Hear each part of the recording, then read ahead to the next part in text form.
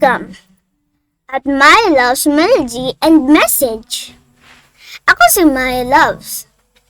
Nagdadala ako ng mensaheng biblikal mula sa puso ng katotohanan. Ang mensahe ngayon ay para sa lahat ng anak ng Diyos na gustong malaman kung ano ang tama at mali.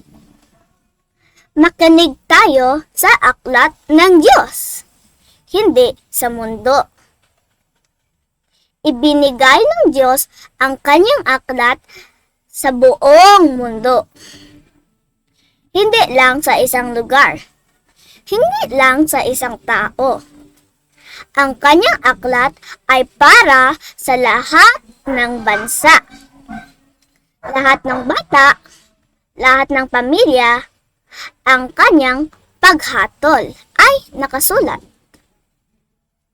Ang kanyang katotohanan ay malinaw. Walang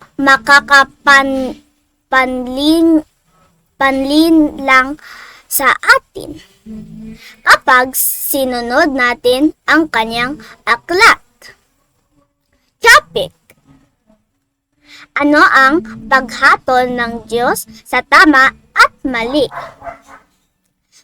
Maaari bang magturo ang mga tagapangaral sa labas ng kanyang aklat?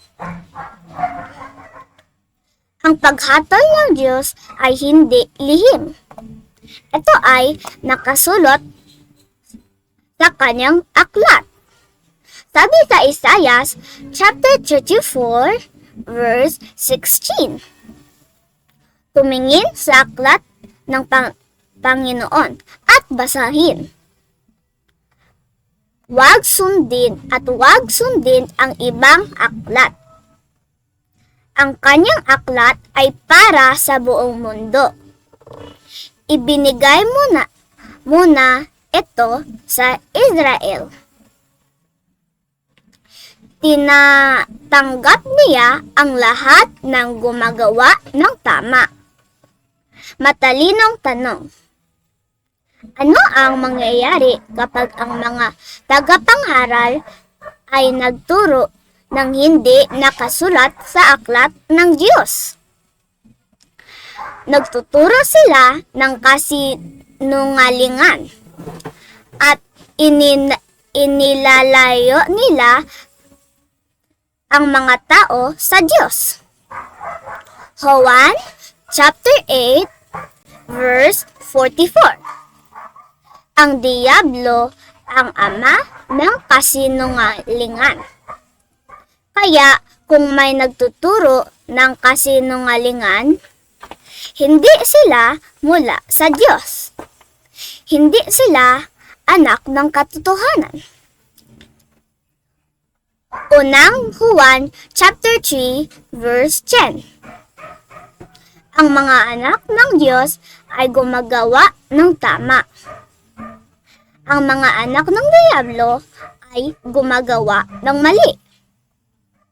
Matalinong tanong: maaari ba tayong magdagdag o magbawas sa aklat ng Diyos? Hindi. Deuteronomio chapter 4 verse 2. Huwag magdagdag o magbawas sa kanyang mga salita. Halimbawa, kung may tagapangaral na nagsabi, gusto ng Diyos na sundin mo ang puso mo. Pero, hindi ito nakasulat sa kanyang aklat. Ito ay kasinungalingan. Ang Diyos ay nagtuturo sa pamamagitan ng kanyang Espiritu. Batay lamang sa kanyang aklat. Juan chapter 16 verse 24. Ang Diyos ay nagtuturo sa pamamagitan ng kanyang Espiritu. Ang aklat ng ng Diyos ay isinulat ng mga propeta at apostol. Ikalawang Pedro, chapter 3, verse 1 to 2. Isinulat ng mga apostol ang kalooban ng Diyos. Kaya kailangan natin itong basahin at sundin. Ang kalooban ng Diyos ay hindi makatao. Ito ay spiritual. Ito ay pinal. Ito ay para sa lahat.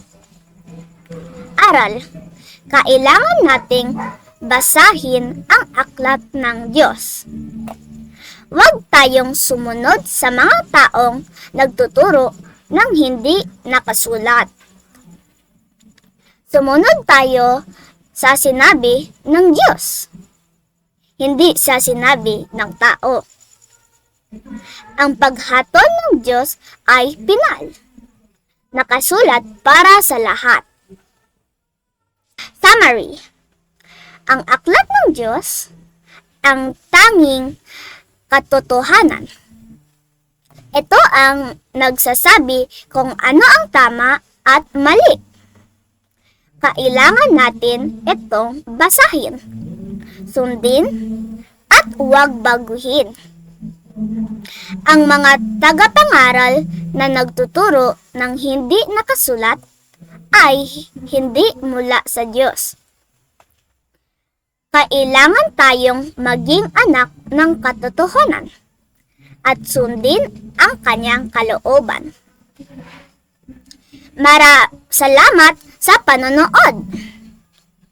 At My Loves Melody and Message.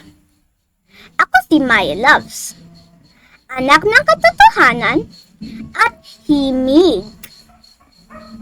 Paki-like, paki-share at mag-subscribe para sa mas maraming bata at matatanda ang makarinig ng mensahe ng Diyos. Pagpalain kayo ng Diyos. Love you. God bless.